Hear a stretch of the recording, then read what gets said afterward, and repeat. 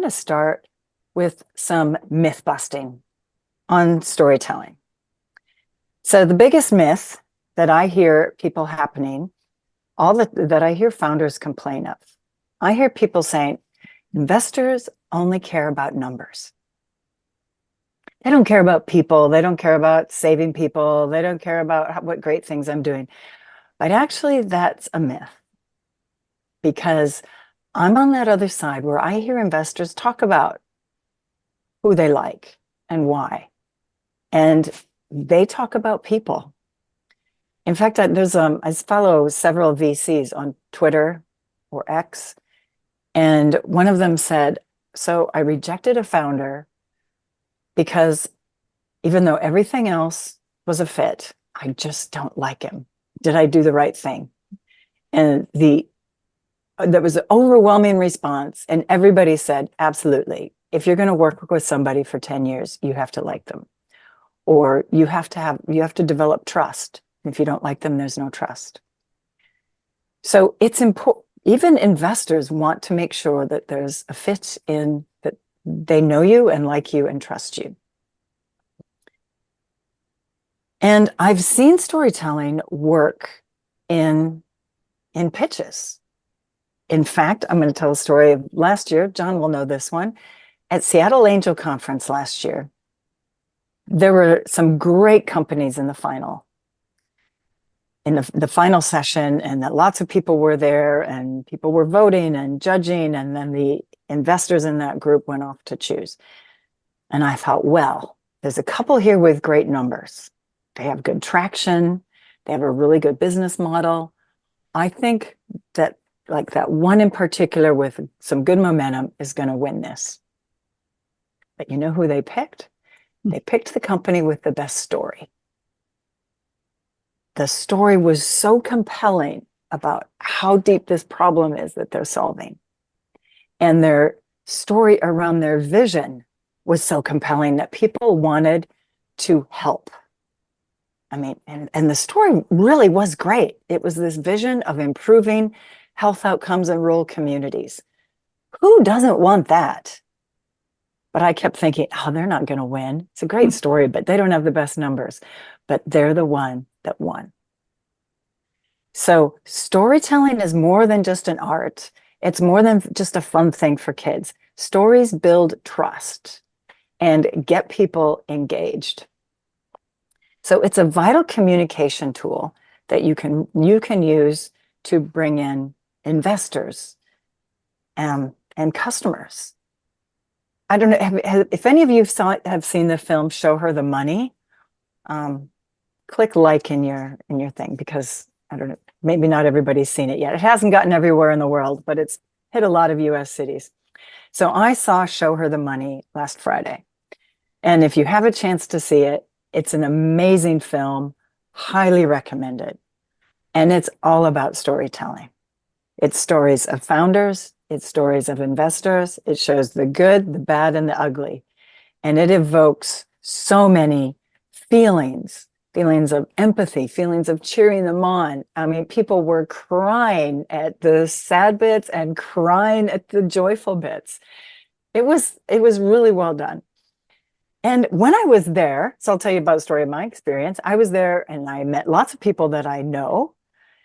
I went alone, so I was grateful. I ran into lots of people that I know. And I thought, I took lots of pictures. I'm going to follow up on the weekend, because I'm going to post the pictures on LinkedIn and send emails to people I met that I want to make sure I follow up before I get busy with my work week. But you know what? My weekend plans did not happen. My dad's in the hospital, and I was really worried about him. So that's pretty much all I thought about. He has pneumonia, and I kept thinking, should I postpone everything I have going on this week, including this event, and push it back so I can fly there and be with my dad? But the good news is that yesterday he turned around, he's getting better. And I have other family there, so he's being looked after and he's getting good care. So I was like, okay, I feel better. I'm going to fly on Friday. So once I made that plan and know that he's getting better, I could then focus. I want to know, help you think about what's going on in a story. As you're listening to my story, there's feelings that come up. So perhaps empathy, probably empathy. If you've ever been with a loved one in a hospital, or if you have aging parents with health issues, you're going to feel empathy with me because that's a tough thing when we worry about someone in the hospital who's sick. And empathy, when you use it in story, helps you to feel like you know someone. It builds trust. Other feelings can come up in stories, such as excitement. I saw pitches in the last week where people were so good at telling the story of their vision that it created a lot of excitement in the room. You're really excited for them. And that makes you, it helps you to connect to that person, helps you to trust them. You want to be on their team. You want to help them. So these are the kinds of feelings and connections that good stories evoke in people, at their cellular level. Hormones are changing in our body when we feel empathy and trust and excitement. And do you know what? Investors know this. I've talked to several investors. I've heard them speak on panels where they actually, or when I'm having a chat over coffee and asking them about skills they look for. And investors have told me that they look for founders with good storytelling skills because you need those skills to communicate with investors and with customers. And even when you're building your team and recruiting the best people, storytelling skills can bring people on board. So how we communicate impacts what people remember. It impacts their impression of us. It impacts how much influence we have. And even if we're taken seriously. So using storytelling can really help us to connect with our listeners. And it's something we've been using forever, right? Humans have been telling stories for over 100,000 years. Humans have been writing for, 3,500 years. So long before we could write, we were telling stories. And how long have we been using PowerPoint? Maybe 20 years? I didn't look it up, but it's not that, in the greater scheme of things, it's not very long. So stories can be really effective where sometimes writing and PowerPoint just can't capture it. Now I have some good news for you. The good news is that everyone can improve their storytelling skills, and you can learn more. So it's a skill. So please approach this with this mindset of we're learning a new skill. I'm going to try something new. Be open to something different. Because you have an amazing story. So give yourself this time to improve. Put away your phone, get out some paper, take some notes. Because today I'm going to cover ways that you can use stories to make your pitch more memorable and engaging. So let's start with some whys. Like, why should you try stories? And what are those benefits? Well, stories can make your pitch more memorable because you're creating this connection. People feel drawn into it and they're now engaged. Then they're more likely to remember. Another one that's really helpful is that stories can help complex ideas become more simplified. Okay, so if something's way too complicated, a story can paint that picture in a much more simple way that we can get it right away. Stories can also make numbers meaningful, right? I said it's a myth that investors only look at the numbers. Well, those numbers are helpful, but there's a meaning and a story behind them And if you can bring that out in a way that's more meaningful, then we'll remember it. And stories can really bring out your vision. They can make your vision personal and exciting and bring people in that want to help. Because, keep in mind, investors are people too, right? If we see a really dense, complicated pitch that's heavy on data, we get confused or we get overwhelmed with information and we stop listening. That's just the way it is. Humans don't listen in and learn with dense PowerPoint slides. We have learned for centuries to connect with stories. And investors have emotions too. As much as we are trained and taught, these are the numbers to look for, this is how to look for traction, these are the questions to ask, investors still have emotions. And even if they're not a right fit, they might help in a different way with connections or advice. So investors still connect to stories.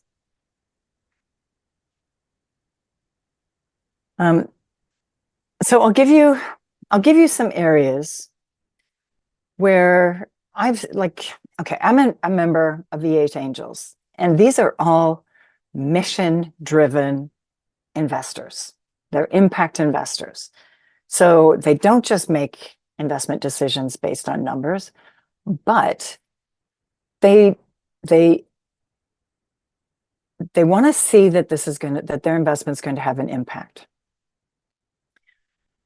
But they're also we are expecting a return. So it's not just a charity donation when we invest in a company.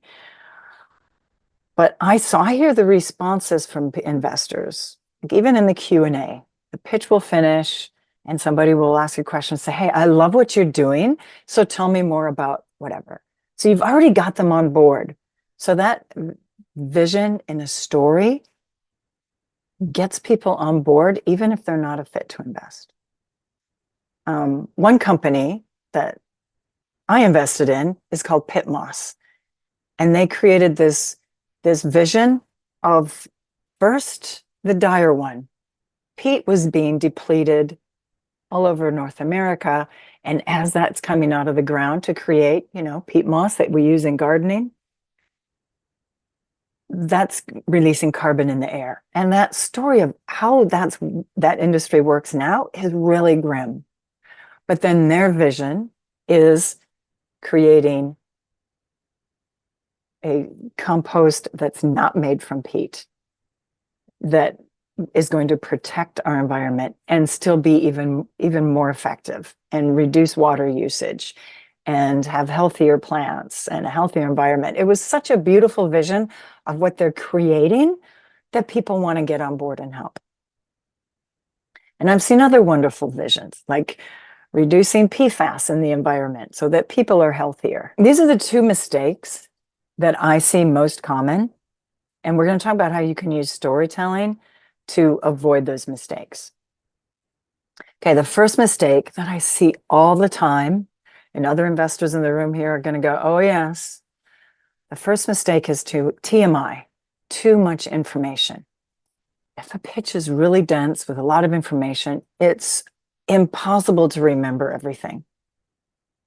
And in fact, it decreases how much we remember. Pitch with lots of information, I probably remember nothing the next day.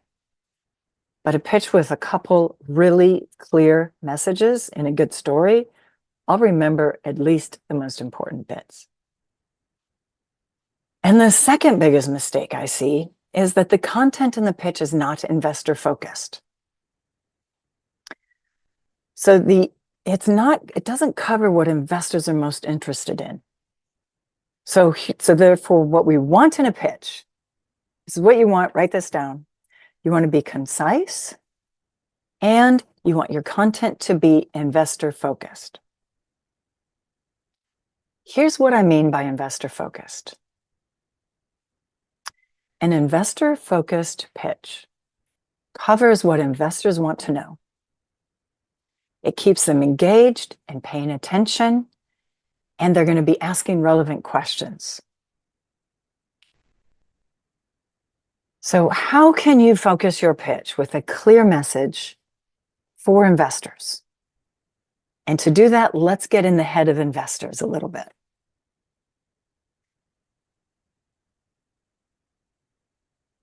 And to get in the head of investors, I want you to be in the mindset of investor focus. What I mean by in the mindset of investor focus is you really are just thinking about what is it that they want to hear. And that's what I'm going to talk about. And this is actually hard because founders know too much, right? You are deep in product development. You are deep in working with customers. You are deep in planning your operations. So when you're really focused on running your business, it's hard to kind of get out of you. We want to talk, it's human nature. We talk about what we know, right? We talk about what we're working on. And if we're working on product development, we love to talk about product development. So to really get ourselves in the head of what investors want, let's do a mindset of investor focus by thinking of your pitch as a gift. You're gifting investors this opportunity, but not in an arrogant way. Think of your gift like if a loved one has a special birthday coming up and you want to get them a great gift. You're going to think of what's meaningful to them. What's important to them? What do they like? You're not going to go buy a gift of something that you love, right? So you're going to think about what they love. And then you're going to deliver that gift with care so that they receive it. So that's what you're going to do with your investor pitch. You're going to create content that's meaningful to investors and then deliver it in a way that's engaging so that they really get it. And this is where storytelling comes in.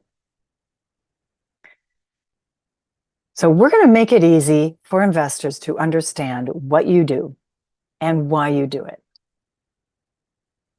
And we want to make it easy for investors to understand why they should be interested in what you're doing. So here's some things, on what the content of the pitch and where you can use story. So the first rule of presentation skills training is to know your audience. So this is where being audience focused really helps. And I want you to understand the investor perspective. And to understand this, we want all of your pitch to be about them. Your pitch is focused only on what investors want. You can save those product features and those great product development plans for a follow-up meeting. But right now, we need to draw them in and get them curious. So these are some areas that investors always want to understand in a pitch, even an elevator pitch. If you can convey to investors that you are solving a really hard problem, that's number one, problem. And that you have a unique solution. Solution is 2. 3 is market. Investors want to see that it's a large and growing market. And investors want to see that you have a dedicated and talented team. And investors also really want to understand that you have market validation and traction. And all of those things can be made clear through stories. So you might not need stories for all of them, but focus on the area that seems to cause the most confusion with investors. That's where you can really use a story to add clarity. So I'll give you some examples. For problem, conveying problem and solution through a customer journey of they're going from this pain point to this desired outcome is very powerful. Team. Showing your team story in a way that shows how you are personally motivated and committed, and here's why. That is very powerful and memorable because investors want to see commitment. Market. In market opportunity, it's way more than a TAM, SAM, SOM, right? Those are boring numbers. We want to understand what's going on in the market that makes this the best time to invest in that market. And that can be conveyed through a story. And your traction. If you have a story that shows demand for this product or numbers, and here's what those numbers mean, and here's why this product is gaining traction, then that can be powerful. So I'm going to give you some examples where these sections of the pitch, we use stories to make the parts of the pitch that were difficult to convey came out in a much more engaging way.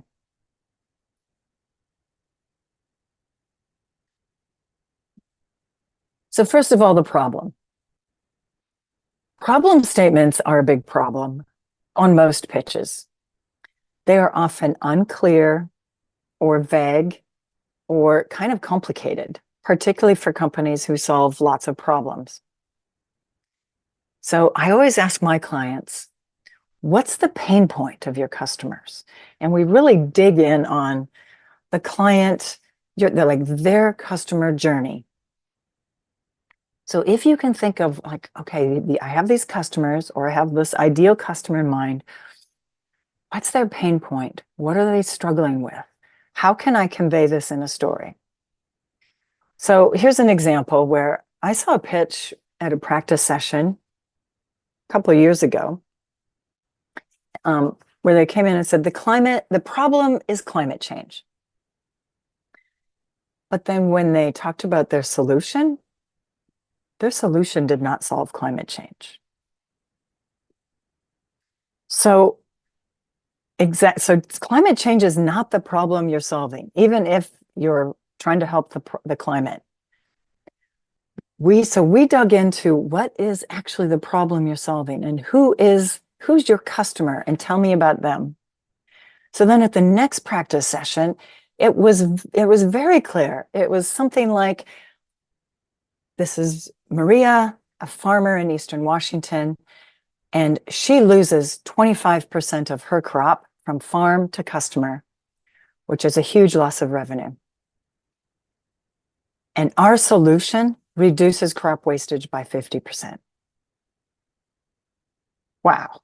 And then we can save the climate change story for the market opportunity. Because of extreme weather events, they're losing more and more of their crop, drought or whatever. But we really could focus in on the problem. So the story of the customer made that problem and solution crystal clear without even talking about product and without having to talk about climate change until we got to the trends in the market that are making this urgent. So if you have a really, really complicated problem that you're solving, and I hear people complain all the time, oh, are you kidding? I can't make a one-sentence problem statement. My problem that I solve is very complicated. Try a story of your customer and really dig in on what's their pain point? What are they feeling? What are they saying before they would buy from you? And then what's the outcome that your solution gives them? That makes that customer journey clear, which will make it clear to investors. Right. Another area that can add so much impact is if you talk about your team from the perspective of your personal experience and motivation, your why. Has anybody here read Simon Sinek's book, Start With Why? It's a fantastic book if you haven't read it yet. I'm loving it. But he really talks about that companies that are clear on their why have a much easier time recruiting talent and gaining loyal customers. So dig into your why. If you're running this business because of a personal experience and it makes you absolutely committed to solving this problem, then you should be really thinking about, how can I portray that in a story? It doesn't have to be the long story. We don't want the long story. We want the short story.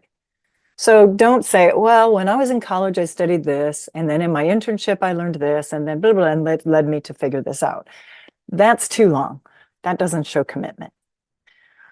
So you can put this either at the beginning to explain the problem because you've lived it, or you can put it in the market to explain how serious this market is, or you can put it in the team section.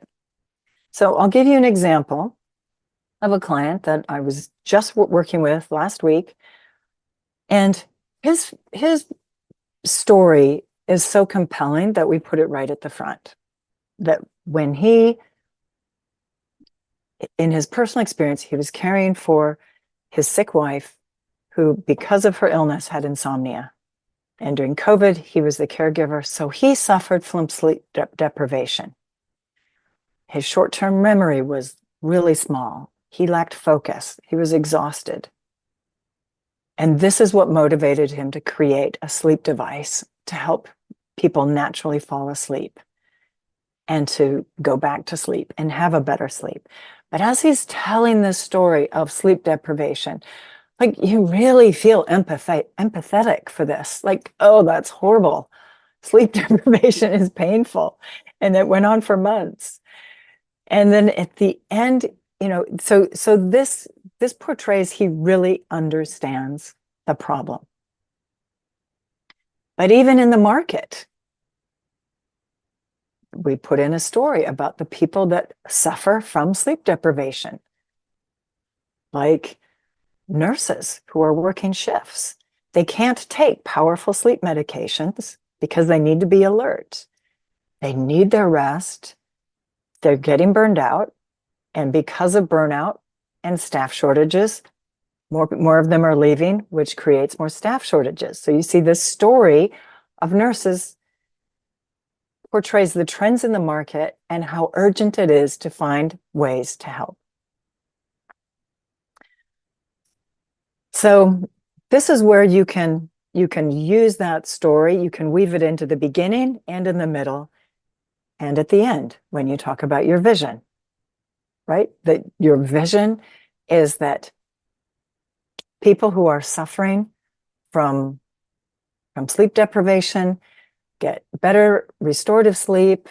We have healthier outcomes, happier people, happier relationships, right? So that story can be woven into the whole pitch, and still cover the things investors want, right? We're still covering problem, solution, market, product, numbers, traction, all of that. But to end with the vision, then it brings it all together. Okay, next one, traction. Use a story to make numbers feel real. Give us a story that those numbers can talk, right? What do those numbers mean?